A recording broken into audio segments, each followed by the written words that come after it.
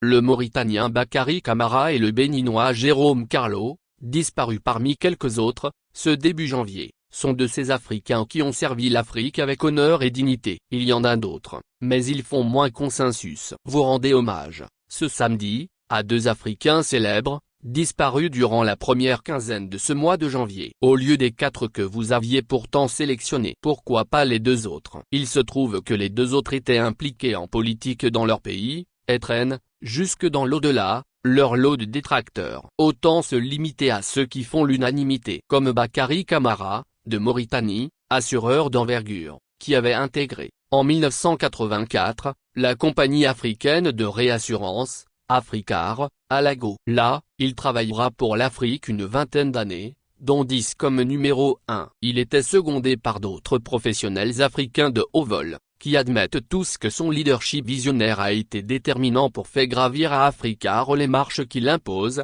depuis, dans le Gotha mondial de la profession. Il fallait oser se soumettre aux évaluations sans complaisance des agences de notation, et travailler dur pour mériter les meilleures notes et, surtout, les garder. Sous sa direction, Africar s'est même mise à servir, au milieu des années 90, des dividendes à ses États actionnaires, incrédules. Bakary Camara était un modèle de compétence, de sérieux et de rigueur, que beaucoup imaginaient hisser sur un piédestal, au terme de ses mandats à Africar. Mais, dans cette Afrique imprévisible, seuls de grands patrons, comme l'Ivoirien Jean Kakou Diagou, du groupe NSIA, ont compris quel joyau il représentait, s'attachant les services, comme administrateur, de ce sujet à la fois simple, humble et brillant.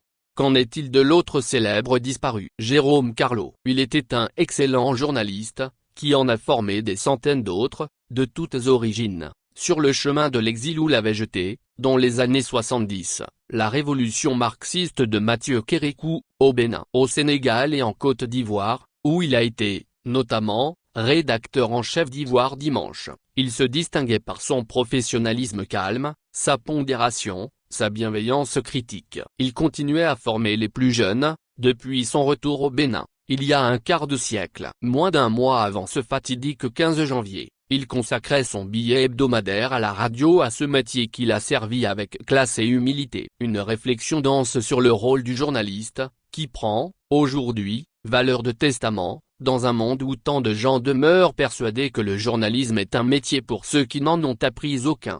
Que dit donc cette livraison testament? Elle est foisonnante. Jérôme Carlo met d'abord en garde contre la propension de certains journalistes à s'exhiber plus que de raison. Notre métier nous assure assez de visibilité, pour que nous n'en rajoutions pas, dit-il, avant d'asséner cette citation, que d'aucuns prêtent à Confucius. Il vaut mieux être simple et remarquable, qu'être faux pour se faire remarquer. Et, selon lui, les meilleurs des journalistes sont ceux qui ont fait de cette citation un principe de vie. Il rappelle à la profession que ceux qu'elle sert ont besoin de savoir, y compris d'où parle le journaliste, et d'insister sur la nécessité de bénéficier d'une formation appropriée. Car, dit-il, le journaliste improvisé, sans formation au métier, est un danger. Suit un parallèle édifiant entre les nuisances, pour l'organisme humain, d'un mets avarié et, pour l'esprit, d'une information tronquée, altérée par des omissions, ou truffée de contre-vérités. L'extrême gravité d'une intoxication spirituelle ou mentale impose,